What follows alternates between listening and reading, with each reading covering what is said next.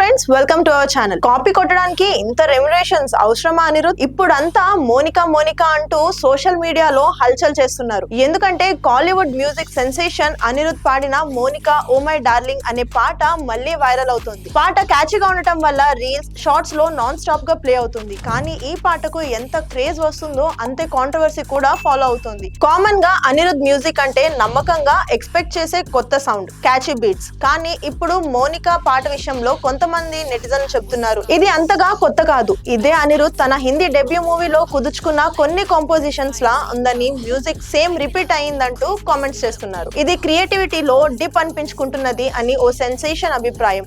ఇంకా పెద్ద విషయం ఏంటంటే అనిరుద్ లైవ్ మ్యూజిక్ కాన్సర్ట్స్ కూడా ఇటీవల కొన్ని సిటీస్ లో బ్యాక్లాష్ చూసుకున్నాయి. Organisation issues, sound clarity, over pricing, security problems ఇవన్నీ కలిపి చాలా మందిలో ఫ్రస్ట్రేషన్ కి రీజన్ అయ్యాయి.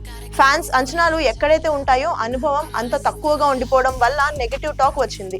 ఇప్పటికీ కూడా అనిరుద్ హడావిడి తగ్గదనే చెప్పాలి. కానీ ఇండస్ట్రీలో మాటలు వినిపిస్తున్నాయి, ఈ రేంజ్ లో రెమ్యునరేషన్స్ అడగడం సరైందా?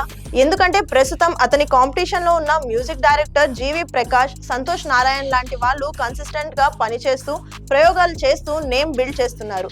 ఇక మన సాయి లోకేష్ వంటి కొత్త కుర్రాడి దగ్గరే ఇప్పటికీ 10 సినిమాలు కన్ఫర్మ్ అయ్యాయి. ఇది కూడా అనిరుద్ డిమాండ్ మీద ప్రభావం చూపిస్తుందనే ప్రశ్నలు తలెత్తుతున్నాయి. కానీ అన్నిటికన్నా ముఖ్యం మాస్ విత్ మ్యూజికల్ స్టైల్ అన్న ట్యాగ్ అనిరుద్ అందుకున్నాడు. అతని ఒక్క బీజిఎం వచ్చినా జనాలు దాన్ని యాంథమ్ లా ట్రీట్ చేస్తారు. అలాంటి బ్రాండ్ వాల్యూ ఉన్నప్పుడు చిన్న స్కాండల్స్, కాంట్రవర్సీస్ వల్ల అతని కెరీర్ మీద పెద్దగా ప్రభావం పడుతుంది అనుకోవచ్చు. కానీ కన్సిస్టెన్సీ, ఒరిజినాలిటీ అన్నవి ఎంతటికి పెద్ద వాళ్ళకైనా టెస్ట్ అయ్యే ఫ్యాక్టర్స్.